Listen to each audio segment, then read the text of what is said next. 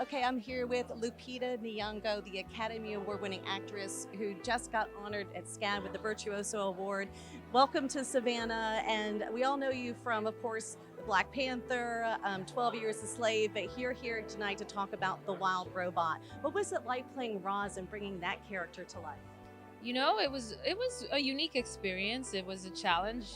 Worked on it for 2.5 years while I was working on other movies, and animation is working for animation is different from live action. You don't really know what the end product is going to look like, so it's kind of magical when you step away from it, step into a theater, and to see the whole thing put together so majestically. I was quite humbled by that and very, very proud of the work we all did. Speaking of majestic, you look beautiful tonight. Can you tell us what you're wearing? No, because I don't know. But it's gorgeous. Okay, and I know we don't have long with you, but what would you like to say to your fans here in Savannah? Well, thank you for the love from afar, and thank you for the warm welcome.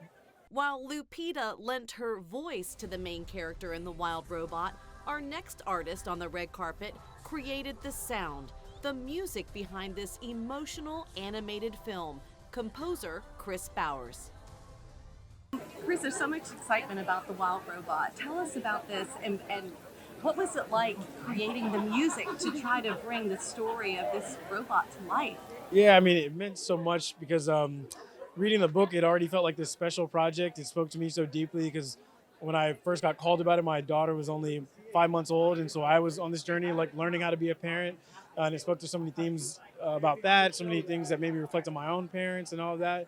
But then seeing what they were doing visually and how much they were about to do something that was, never done before, made me feel like this was going to be a generational type of project. And so to be a part of it, just yeah, it was such an honor. Well, I can tell that you're passionate about this. It's kind of emotional for you. It seems like it really has touched you. Yeah, 100%. I mean, when I was a kid, movies, especially those movies that had these really deep emotional and human themes to them, and especially when the music played into that, that's really what made me want to get into this industry, that I realized I could listen to the music for something and it made me feel the same magical feelings I felt watching the movie.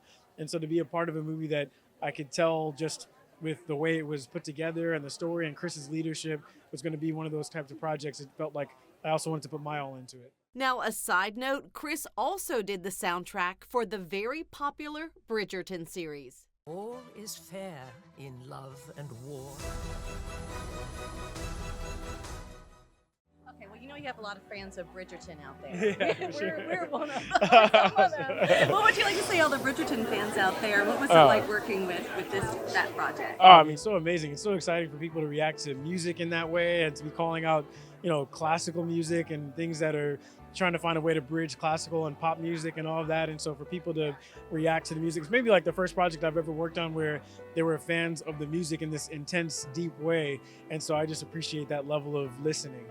Also on the red carpet, director Jason Reitman, who is carrying on his dad's legacy of making fun movies like the latest Ghostbuster films.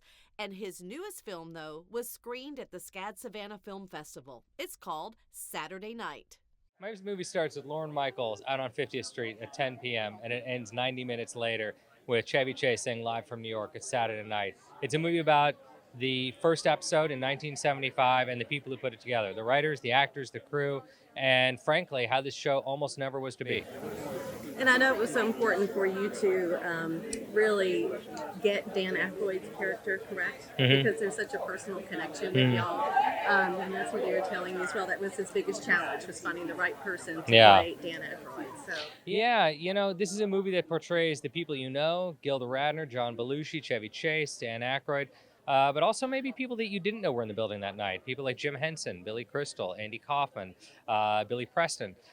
So we had to get a lot right on this film, and fortunately found this brilliant young cast. And just as that opening episode of Saturday Night Live was an introduction to a lot of talent, I think this movie is going to be an introduction to a lot of great talent who are going to go on to huge careers.